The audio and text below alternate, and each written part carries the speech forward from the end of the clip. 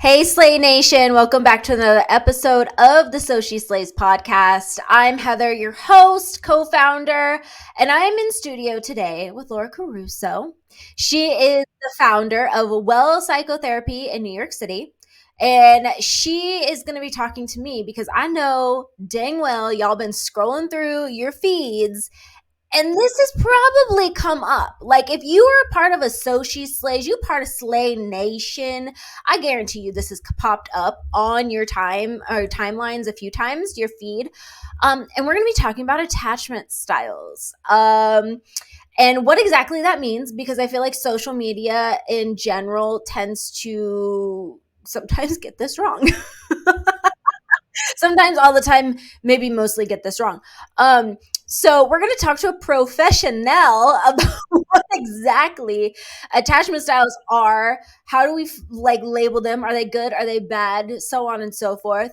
But before I do so, give us a little spiel about yourself, Laura.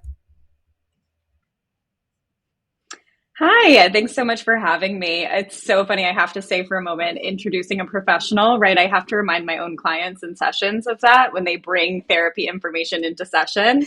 And I say, who's the therapist? Instagram or is it me? So maybe let's dial it Who back went a to little school bit. for this? So rest assured, everything you hear today, everything you hear today is accurate information. You can trust it. A little bit about me. I'm a therapist. I'm based in New York City. I have a pretty large platform on Instagram, so I share a lot of informational content specifically around relationships. And I run a group practice called Well Psychotherapy, which is a completely virtual practice out of New York City. And we have three amazing clinicians in addition to me and my business partner, Okay. Jason. I love it. That was short, sweet, to the point, and I love it because we're going to use this time because I have so many questions. Let's do it. So can we first start out by figuring out attachment styles, what exactly that means and what are they? Because I only know of two. And Yep. I mean, are we either or are we one or the other? It's a good question. When you're thinking of two, it might be an insecure or a secure attachment. Those are our umbrella terms, right? So within a secure attachment, obviously that's a really strong relationship. It's warm, it's caring, it's trusting, it's forgiving, good boundaries, right? Good communication, able to regulate your emotions. And then everything outside of that secure attachment is an insecure attachment. And there are three specific types. There's an anxious attachment, an avoidant attachment, and then a combination of both, which there's two terms, anxious avoidant or disorganized attachment. So you'll hear it described in two different ways, but they mean the exact same thing. So the secure and insecure is just your overall category. And then you have four attachment types underneath Now, that. before we dive into this too, does this fall into all relationships or just like romantic relationships? This is all relationships. So when we think about attachment, our attachment forms during our most developmental years, which are 0 to 7, right? So we think about that attachment experience that we have with parents or caregivers.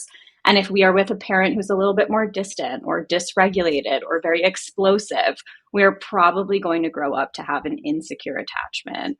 But they're not fixed states, right? We can work on them. We can move closer towards the noisier phase. I'm right there with you. I can relate to this a little bit. I'm right there with you. But those attachments exist everywhere, right? And I love to look at the world from a relational perspective. So it's not just relationships to people, relationships to work, relationships to food, relationships to exercise, right? As life gets really difficult, as relationships get really difficult, how do you respond? And that's your attachment style. Okay. So we have two umbrella terms, either secure or insecure. Are we all trying to go to secure? Is that like our finish line? Is that where, we get the trophy at the end or some shit?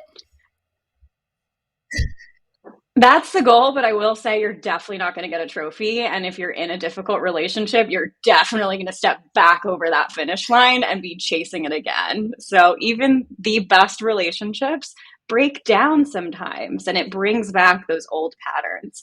So if you have an insecure attachment, you're typically entering that relationship from an insecure place, right? You're struggling with boundaries, you're struggling with communication, maybe you have more anxiety, maybe you're more cut off or emotionally distant or disconnected from this person.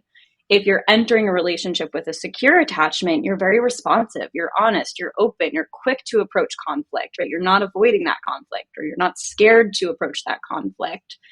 And then if a relationship breaks down and you typically had an insecure attachment in the past, you might slip back, right? I love to look at it as just this meter that keeps going up and down and up and down. And so that's why checking in with yourself is really important, because So it's what not I'm a hearing fixed is that we state. don't really look at this as a finish line, like a linear thing. This is more of like a pendulum. We just kind of go back and forth. Exactly. Oh, Just a frame of reference to feel out where you are on that okay. pendulum. So we have 4 different categories, types, under our lovely secure, insecure umbrella. Can we talk about each type? And then I want you to be like, what are these the characteristics? Like you are probably X, Y, and Z because you feel X, Y, and Z. Yep. It's so funny because I'm designing a relationship course right now, and it's going to be the first kind of plug and play course where you get to design that, and you get to design it based on your attachment type. And I love that you say like character types, right? Because that's exactly what I'm fixating it on. Are you the serial dater? Are you the avoidant partner, right? And that's how we're going to approach it, because we understand these archetypes, because we're talking about them, right? We're talking about the people pleaser. We're talking about the workaholic. So these little pop psychology terms are things that everyone knows. And then it's the deeper psychology, like attachment theory, that everyone's like, break what this the hell down is going for me. on? I'm so interested. So we can definitely let's do it. We'll leave secure, right? Because we're going to feel a little bad about ourselves for a second, because I'm sure this is going to relate to everyone. We'll start with the anxious, right? The anxious attachment. There's a lot of insecurity. There's fear of abandonment. There's a lack of boundaries, right? Your mood is up and down. It's hot and cold. You're sensitive, right? You're always on the lookout for things that are going wrong in the relationship, and so maybe you're a little bit more critical. And then you're also usually overly accommodating. Those are our people pleasers, right? So you're going to sacrifice your needs, your boundaries to keep the other person happy. Because what does it mean if the other person's happy? They're not going to leave, right? So we're trying to self-soothe that fear of abandonment by overdoing and overgiving. You guys, this is a safe space. Yep, here I am. It's a safe space. Just wait. I think you might be raising your hand a lot. Then you have on the opposite end of that spectrum, right? The avoidant partner. So the anxious clings. The anxious gets closer and closer and closer, and they can't get close enough. They want to be wearing your skin in that relationship. The avoidant partner is the complete opposite. They're fearful of closeness. They don't want to connect with you. They're distant. They're withdrawn. They avoid conflict. And when I say they don't want to connect with you, that's not what is happening inside. Inside, all they want is to connect with you, but their behavior is pushing them so far away because they learned that connection is unsafe, right? They're extremely independent. They're very, very unresponsive to your needs. So if you're in a relationship with an avoidant partner, we've all been there. I know exactly what that feels like, right? As you try to work on conflict, as you try to communicate your feelings, they get further and further away, and they tap more into logic, and they don't connect more with that emotional experience. So you have the anxious who gets closer and closer and closer, and then you have the avoidant who gets further and further away. Then somewhere in the middle, you have what I call the disorganized. Some people call the anxious avoidant attachment. This is where the pendulum is just swinging back and forth, right? It's a combination of both the anxious and the avoidant. So maybe you really are nervous about the person leaving. Maybe you really lack clear boundaries. Maybe your mood is all over the place. Maybe you're sensitive, overly accommodating, and then it gets too close. So then you pull back, right? You're struggling to self-regulate when it's really close or when it's really vulnerable. You feel exposed, so you pull back. Intimacy is difficult. Trust is difficult, right? You tend to dissociate a little more. And if we don't know what dissociation is, it's just this kind of foggy state that we're in where we don't have clear, full access to our consciousness. We lack empathy for our partners in this state. And we want closeness, right? But we're afraid. So we try to get that closeness by tapping into that anxious attachment part of us. But then we get too close and we pull back. So it's tough because I imagine a lot of people can relate to all different types of these attachments. And it's hard to identify sometimes where we land. In that entire pendulum that you just said, I mean, I think I can relate to every single part of that at one point in time, or Yeah. even with one partner, just Yeah. in different aspects of it. Um, okay, so Yeah. here's the thing: is like now that we kind of know what the terminology actually means. My thing is like, is this bad? I feel like people sometimes on the, socials and interwebs and shit like that, they're always like, oh, avoidant equals horrible person. Anxious attachment is like extra, extra needy. Like, you know what I mean? So it's like we label these people and we give them these words and terms and this and that, or whatever. And the thing is I don't know one person in my life who has not felt one of those things, if not all of those things, during their Yeah. healthy, secure relationship or unhealthy. Yeah. I love that you bring up the question, is it bad? I hate to label something that's bad or good, but even that pattern to label something, right? That's a little bit of that anxious avoidant pattern, right? If you're going to label someone else as anxious or avoidant, or if you're going to label someone else and say they have an insecure attachment, you're now walking away. You're saying, well, actually, that doesn't work for me because you don't have a secure attachment. So I'm just going to leave, right? That's Mm. conflict avoidance. You're And so feeding the that's system. avoidant You're within feeding the itself. cycle. 100%. 100%. So there is no good or bad. There just is, right? I entered my last relationship with a secure attachment. Turns out he was super avoidant. I didn't know that until a Mm-hmm. year into the relationship, right? We were perfectly fine at working through conflict because it never really hit too deep. And then family started coming up. Family hit too close to home, Mm-hmm. right? Now he's avoidant. Now he leaves the apartment and I don't see him for Mm-hmm. days, right? And I couldn't predict that because this is someone who I thought was very emotionally aware, very emotionally intelligent, very secure, right? His family Yeah. confronts conflict head on. Problem is, they don't have a lot of conflict for them to actively work through. So even the people that we think are really secure are not always secure. And what did that bring out in me? I have a secure attachment now. I can walk away and feel good and confident and comfortable and say, you know what, this hurts and this is really hard, but I know it has to be this way. That's secure attachment, right? When he brought out his avoidant attachment, I was Yeah. anxious. I was spiraling without a clear understanding of what's happening, without a clear understanding of where we stand in this relationship. I was spiraling to the point that I was having full panic Understandable. attacks. I I would don't have have them panic too. I attacks. would have done lost my Yeah, shit. exactly. Exactly. So that's why there's no good or bad. There just is, right? And saying, well, they have an insecure attachment, so I'm not going to be with them. You're Mm, actually avoiding, right? It doesn't mean that you should be with someone who treats you poorly. yeah. That is not what I'm saying at all. But you should be with someone who can say, hey, my attachment's a little bit more avoidant, but I'm working on that. I'm seeing a therapist to talk about that. Here are ways you can support me. Can you give me this code word? Or can you try and talk to me about it the next day? Right? Or can you give me a heads up when you want to have a difficult conversation and say, hey, I'd love to talk about this. Can you find a time for us to talk about it so that I can emotionally Mm-hmm. prepare for that conversation? You don't want to date someone who is not even acknowledging their Yeah. insecure Okay. attachment. So questions that come up then, like, what do you, I guess it's just like the goal is just to kind of understand yourself so you understand how to meet somebody in that relationship, right? How do you Yeah. even, okay, because here Yeah. is the thing is like, Slay Nation, I know that you probably already have this vocabulary and you already have heard things like anxious attachment and avoidant and blah, blah, blah. That is not everyone. Okay. That is not everyone. Everybody has no idea what the hell you're talking No. about. Uh, Yeah.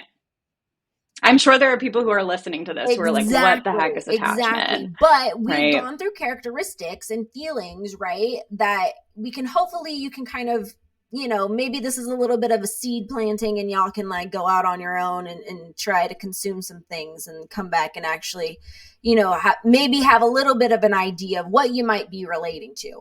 But my thing with this is like, say it's a familial relationship, it's a romantic relationship, what those tend to be, because I think friends sometimes, at least in my experience, they're not as like confrontational types of friendships, right? But family, romantic, like that's some nitty gritty shit. Uh, so my thing is, how do you Oh yeah. bring this up? Like, what do you? Because I'm the type of person I observe the shit out of everyone, and I'm like, you're avoiding this, aren't you? Right? But I mean, I label Yeah. myself. I have anxious attachment style, 110%. But I Yeah. also know too that a lot of like overachieving women tend to have that. Mm-hmm. All Oh, that I high mean, like functioning anxiety, we I love to finally got my label it, entire right? family to realize that we are all high functioning anxiety people, like across the board, Yeah. across the board. Yeah. Um, Mm-hmm. And behaviors learned, right? So they learned that from somewhere too. You learned it from them, they learned it from somewhere else, right? It yeah, gets passed down that yeah, family it does. line. We call that Trauma. Oh my intergenerational trauma. God. Okay, so I want to know, how do we bring this? How do we approach this topic? Like, is there a good way to do this where people are like, I don't know what the hell you're talking about, or like, freaking kick rocks. I don't know. Listen to this. It's a good question. Are we talking about bringing it up in the context You of know what? family Let's or do dating and both, romantic relationships? because we're approaching holiday season, Okay. so we're gonna have both. Mm-hmm. This is the That stressful we time are. in these relationships. It's going to be a very tumultuous holiday season. I don't know. I mean, we're recording this how many days after the election? I don't know who planned to have Thanksgiving right after the election. No Horrible bueno. idea. Who Just no scheduled bueno. that? This is where No we bueno don't talk indeed. about this stuff. Yeah, literally. When we're thinking about family, right? One of the things that I love to say to clients is, what do you want to get out of that conversation, right? Are you hoping to get understanding or clarity or validation or empathy? Are you going to get those things, right? Has your family ever shown any of those things to you? If they have, great, have the conversation. If they haven't, okay, let's do a cost benefit analysis here, right? If I bring this up, how is it going to land? Can I accept if it doesn't land in the way that I want it to, and if it goes south, for example, or is that going to hurt me? Right? If you want to bring up attachment, share your attachment style with your family and say, "Hey, I'm noticing this." If you have an insecure attachment, your parents had something to do with that, right? Your parents are your caregivers. Whoever raised you, they had something to do with that. So I'm going to imagine, pretty safe assumption, they're not going to receive that well, right? The cliche that my mother says, and everyone I feel like's mother says, oh, I must just be a bad mother, right? So if you're going to get that type of response, yeah. Nope. Nope. Oh, you're right. I'm a bad mom. It's all my fault, right? Everyone hears that. And so if that's what your experience is probably going to be, maybe it's not worth having that conversation with your family, right? It's different if you're having active conversations about growth and mindset and mental health with your family, and sharing this information would be really helpful for them to improve their behavior as well. If they're not changing, if you guys aren't actively having these conversations, probably not worth bringing up. Siblings, absolutely. I think siblings can very easily handle those conversations. Yeah. Even cousins, right? Parents, caregivers, the people who raised you. It's hard to hear that from someone who you literally formed them in their developmental years, come back and say, I have an insecure attachment because you did X, Y, and Z, right? And attachment is one of those things that literally does come from parents and caregivers. There is no other place that this comes from. Attachment is reinforced over the lifespan by other relationships that we have, but it forms 0 to 7, right? Those early developmental years. So it is kind of your parents' fault or caregiver's fault. And I hate to say that, but it is. And I don't say that really about anything, because even when we're talking about trauma, even when we're talking about intergenerational trauma, not to validate any of the parents or caregivers, but everyone is doing the best that they can usually, right? That's not 100% of the time, but usually. And so it's a catch-22, right? When it comes to bringing it up in the dating space, I'm actually hearing from people that there's a lot of women out there who are going into these dates, or even before the dates. Let's say you meet on an app, messaging and saying, what's your attachment style? Right? I have a lot of male friends in the city, and they are getting grilled before these dates because women are over it, right? Women are so tired of working so hard. I get it too, right? So if you want to have a relationship that's built on emotional intelligence, then yes, these are probably conversations you should be having. Attachment styles are so widespread now. People are talking about it, people know it. If you want to be in an emotionally intelligent relationship where you're talking about growth, right? You're talking about deepening your connection. Chat about the attachment style, share yours and say, hey, I read this book by Amir Levine, right? That's the attached book. It's like the gold standard book to learn about attachment theory. Or, hey, I saw this post about attachment and I feel like this is my attachment. Do you know what yours is, right? There's a way to bring it up in a way that feels conversational, right? And not necessarily like you're interviewing. What's your personality type? What's your attachment style? How do you like to Right. communicate? Right. Literally. Do you have a Roth What's your IRA? 5-year How and much money is 10-year in your bank plan? account? Right. Are you investing? Right. We're not interviewing. You will have plenty of time to get all the information that you want and that you need. But if you go into that first date expecting it to be an interview or expecting to get all the information that you want, you're actually bypassing the connection component. And that's avoidant, right? Or anxious, right? It Or could be a anxious, right? It's a combination of combination both. of both. If you have to ask all these questions to get your information, you're Yeah. I anxious. mean, facts. Across the board. Okay, so here's the thing. All right. Let's talk still familial and relational when it comes or romantic relationships when it comes to having these conversations. Okay, so we open the door. We start the conversation. Maybe we start figuring out who we are, what we relate to, so on and so forth. But then what? Like then what? We're able to use the Mm-hmm. terms and labels, but I mean, depending on your goal, which could be like, oh, I want a deeper connection if it's romantic, or maybe familial, it's like relatability and maybe some understanding or something like that. What do we do with the information? Yeah. I hate to say it, I want to steer away from family because there's not often a lot of good that can come from those conversations. And so if you have a really healthy family who can talk about these things, great, talk about it. If you Mm-hmm. don't, avoid it, right? It's going to cause a lot more hurt than necessary. But when it comes to romantic relationships, I always tell clients the hardest and first step, right? Unfortunately, it's always the first, is awareness. Once you have awareness, you have a green light. You can do anything, right? You're invincible. The other thing I'll say is that awareness sucks because ignorance is bliss Yeah. really rings true, Yeah. The older right? I've gotten, the more I'm like, damn, this whole like self Yep. awareness is great. Mm-hmm. But now what? Because now I'm talking to my therapist and I said, look, Yep. I realize X, Y, and Z. I don't know what to do with it though. It's just here. Mm-hmm. It's just me. Yep. Yep. Mm-hmm. I get so many clients like that, right, who come into consult because now pop psychology is so common on social media. Everyone has the understanding, a little bit of the awareness, right? Some clear understanding of terminology as well. And they come in and they sit in the consult and they say, I have an anxious attachment, but I don't know what to do next, right? I don't know what to do with that. I'm noticing it. Here are the patterns. Here's what happened in my last relationship. Here's how I'm approaching dating now that I'm back out in the game, right? They don't know what to do next. And so that's where the work happens. That's where you get to notice those patterns. And then you get to decide, is what I was doing previously working for me or is it not? Right? I think there's a lot of fear that once you get the awareness, you have to do something. You don't have to do shit.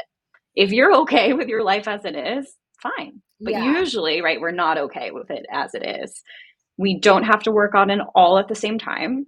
You learn most while in relationships, right? You're not going to heal your attachment style to a secure attachment while you're by yourself. There's nothing Mm-hmm. triggering that attachment except for maybe some and getting rejected or ghosted or something like that, right? That's going to trigger your attachment.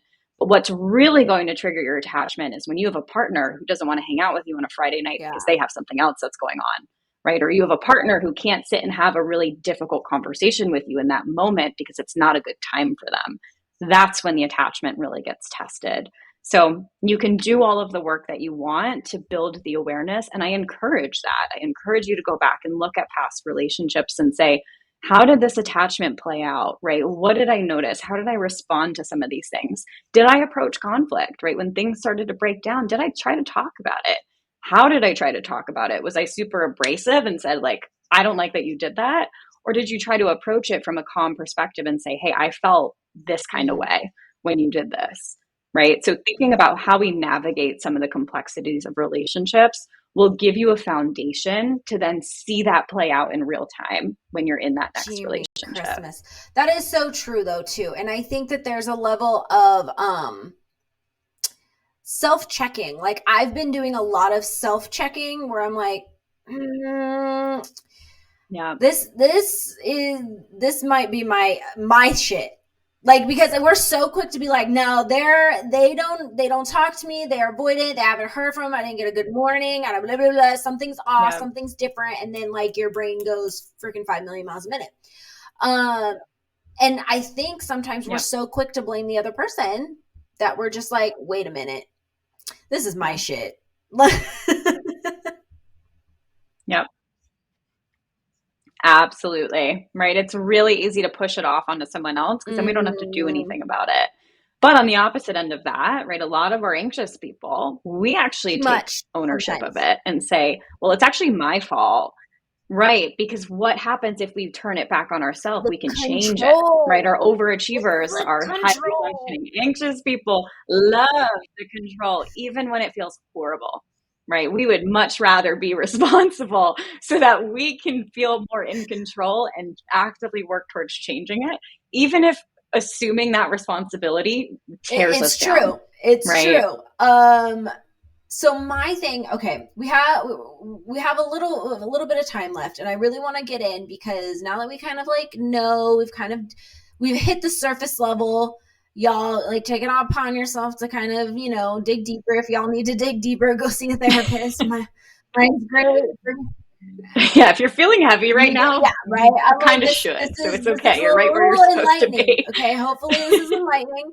Um, but I would really love to kind of maybe let's arm Slay Nation with some tools on either coping or that kind of stuff. I mean, you don't always have to be doing, but when you get your triggers, right, and you get those moments and you're like, oh, I'm avoiding, I can't, or I don't want to deal with this, or it's like, you have to talk to me, and all this, those nice little thoughts that we have in our head sometimes when we get our triggers. How do we deal with our triggers? What are some coping tools that we can maybe start using? Yeah, I always tell people feel the feeling and then don't feel the feeling, right? So what we're going to do after that is we're going to distract. The problem is nobody teaches us things like social emotional skills, right? Growing up. So we don't know how to regulate our emotions. We feel a really big emotion and we're What like, the what fuck the is fuck is happening? And this? we get scared. Right. So then we turn to alcohol and we pour a glass of wine, or we smoke weed, or we do all the things. We go on Amazon and we order all the things because now we're getting dopamine, dopamine, dopamine, and we feel good because dopamine makes us feel good. Feel the feelings. Remind yourself you're allowed to Mhm. feel like shit sometimes, right? That's part of the human experience. Wow, I'm having a really big feeling, and wow, my chest feels like there's so much pressure on it. Okay, move it. Mhm. Do some stretches, right? Get that tension out. Just sit there, notice where it is in your body, and just exist, right? You can do that for 5, 10 minutes. You're going to notice that the more you sit with it, the less intense it starts to feel, right? You're going to notice that immediate rush. And I'm going to use a breakup as an example here Yeah. because everyone knows what a breakup feels like. As soon as it happens, the first 48 hours are the Mhm. worst days of your life. I actually say breakups are harder than death Yeah. because death, there's finality to it. You know that person's not coming back. With a breakup, it's a lot harder because even if you don't understand why someone was taken from you this early or whatever, with a breakup, it's harder because you don't understand it and Mhm. you know they're still there, right? And you're like, why aren't they coming back? So that gut wrenching feeling where you're sitting on the floor, your appetite's gone, you can't eat, feel it, right? Journal about it, think about it, talk out loud, scream into the abyss, do whatever you have Mhm. to do to feel it, right? We try to shut it off and pretend like it doesn't exist. Use timed feeling, right? You don't have to feel it for 3 hours. Set a timer for 20 minutes. Allow yourself to go buck wild. Feel the feelings, yell, scream, roll on the floor if you have to. Do whatever it is, right? I'm describing a temper tantrum because that's how Yeah. kids feel their feelings. We just don't do that as adults because we're Mm-hmm. taught that it's weird. And it would be really immature if we have a temper tantrum, but we still need a place for the emotion to go. I tell my clients, do jumping Mm-hmm. jacks, shake it out, right? If you've ever seen two dogs play, eventually they'll get to this point where they'll both pull back and shake their bodies. They're resetting their nervous system. We get anxious and activated. Dogs, the terminology is they're crossing threshold. Once they cross threshold, they have to come back. My puppy, Lola, well, she's not a puppy anymore, she's 4. When she was a puppy, she had no idea how to Mm-hmm. do this. I had to teach her this. And in New York City, we would go to the dog park. She'd play with 20 dogs at a time. Her Yeah. nervous system is freaking out. And she's always on guard because, well, what if a dog comes from another angle? So I would have to go into the dog pack, whatever, they're all playing, pull her back, sit with her while she sits there. Eventually she would shake. And then I let her go back in. And that's how she learned to regulate her nervous system. We need to do the same thing. So jump up and down, do some jumping jacks, run around, whatever you have to do to release that built up energy from your body. Go for a walk. And then distract, right? This is where we don't feel the feelings. Now we get to watch TV. Now we get to pour a glass of wine if that's what we want to do. Now we get to go out to dinner with our friends or read a book or do whatever it is you want to do to not sit with the feeling anymore. And it's really that simple, right? We tend to We do, overcomplicate because it. nobody, again, taught us that this was a thing that we could do, or this is what we should do. And it's scary. It's so Mm-hmm. scary to feel a big feeling, and we have no tolerance for it, right? If you think about learning how to run, the first time you run, it's Mm-hmm. horrible. I hate running, right? But eventually, every day that you do it, you can run a little bit longer, or you can run a little Mm-hmm. bit longer without stopping, right? You're building up your endurance, and that Mm-hmm. applies to emotions as well. The more you start feeling your feelings, the easier it gets to feel them, and the smaller they actually feel. They're not a big flood coming in anymore, right? And that's how we build healthy, secure Yes. Oh coping my gosh. skills. I mean, just quickly, I'm going to share with Slay Nation, like anybody who's, we do tend to be like the workaholic. Like Chauncey, our co-founder, my best friend, her Mm-hmm. and I have always said that we were like workaholics. Um, and that's not necessarily worn as a badge anymore. We're slowly migrating out of that. I feel that. We're migrating Yep, out of that. I I don't feel want to be a that. I'm right there workaholic with you. anymore. It's a lot of work. Mm-hmm. It's Yep. exhausting. It's And it's exhausting. not It's not sustainable. You sustainable. burn out. You burn out. Anywho, so what I've been doing as someone who, overachiever, tend to be super type A, super high functioning anxiety, all of those kinds of things. Like there are women, we kill it when it comes to everything else in our life, right? Like we're doing the things and we're doing it well. But this is an area, especially like romantic Yeah. relationships, where this is like, okay, maybe we're not killing it. We're not slaying the way that we should be. Yep. And we know it, but we have no idea what to Nope. do about it, right? So obviously, depending on who you are and what you got going on, there's a lot of different things, a lot of different factors. But what I've been doing to try and soothe my anxious attachment, recognizing when it's my shit and not their shit, but also meditating. Mm-hmm. Meditating. Yes. I just Yes. I'm started so glad you said meditating, and it. let me tell you, it has a real good. It just, Life and if you don't know how to changing. meditate, because there's people that don't, go on YouTube and do a 10-minute guided meditation. 5 minutes. Not Start even at 5. 5. Start with I 5. I have like just do a guided Easy. meditation. 5 minutes. You can even be like Mm-hmm. learning to let go. 5 minutes meditation. That's it. Yeah. That's it. Yeah. Peloton app has amazing guided meditations for people who are not fully into the woo-woo spirituality aspect of it yet. Right. That's how I started, was the Peloton meditations in their app It's during the pandemic. seriously really changed the way that I approach a lot of anxiety. And it's not just like through romantic stuff, because look, if Mm-hmm. you're a high achiever, there's anxiety in every aspect of your life. Okay. Whether you're a mom, you're a co-founder, you're, Yeah. climbing the corporate ladder, you're doing whatever it is, like there's Yeah. If you're a woman, there's anxiety in your life because we are bred to Exactly. We're bred to overthink, overthink. right? We're bred to like anticipate needs. We're bred to be hyper aware. So it's like Hmm. you're Which are all yes. superpowers. I want to acknowledge, right? It's not all bad. You just need to Mhm. harness it in. It's a skill set and you need to learn Ooh, when to use it appropriately. yes. Yes. There's nothing bad. Nothing is bad. Unless you're harming yourself or others, nothing is bad, Oh my right? You gosh. just All need to right. know how I to mean, use it. that's a mic drop moment. I'm going to leave it right there. Where can people find you and follow you?